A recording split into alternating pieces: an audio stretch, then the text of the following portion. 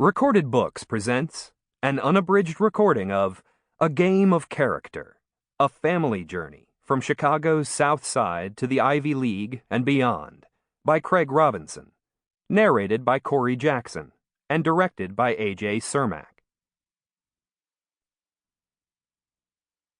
Pre-game. Tests of Character. The idea to write this book, as a way of paying tribute to a handful of very important individuals who have shaped my understanding of basketball and of life, and who have contributed to my ongoing search for what it truly means to have character, has been percolating in the back of my mind for years. But it wasn't until the waning minutes before my appearance at the Democratic National Convention in Denver on Monday night, August 25th, 2008, that I made the conscious decision to put pen to paper. Of course, writing a book was the last thing that I needed to be thinking about at that particular time for me and my family, not to mention in those very moments while standing backstage, where I was attempting to go through the equivalent of my pregame ritual that allows me, as a coach, to remove myself from the hubbub and become the calm within the storm for my players. But this night, for lack of a better description, was a whole other ball game. Not that I was nervous about stepping out into the glare of history's spotlight.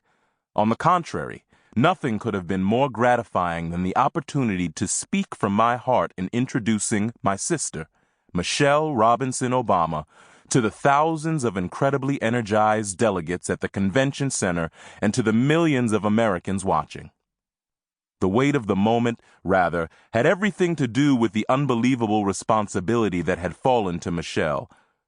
As the headliner of the convention's first night, my little sister, Mish, 20 months my junior, my only sibling, now wife of Senator Barack Obama, who was about to become the party's nominee for President of the United States of America, had to deliver the speech of her life. Intended not only to welcome the delegates and help reunite the party after what everyone agreed had been the most bruising primary season in modern times, the speech had to deliver the most important character reference for the candidate that would be given throughout the general election season to come.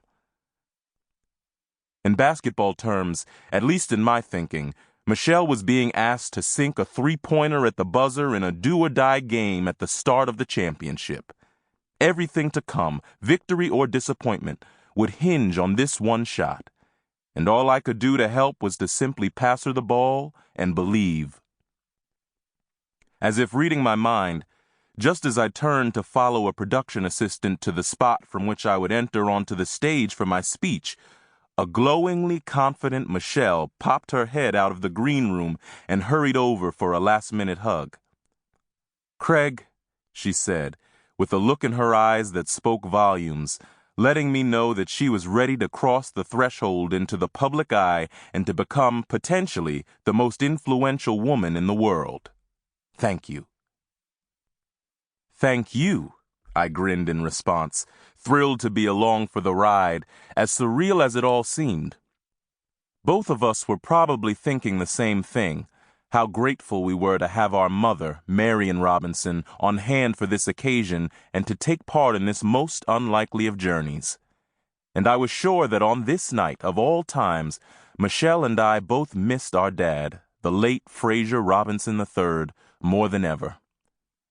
Then again, I was just as sure that he was very much present, smiling down on us, reveling in the possibilities.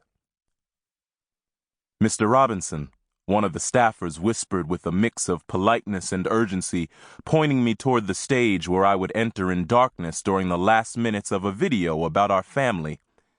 Before I turned to go, Michelle, playing coach for a minute, gave me a last once-over, nodding with approval at my choice of attire, a tailored black suit with an orange tie that my wife, Kelly, had picked out, with input from my son, Avery, and daughter, Leslie.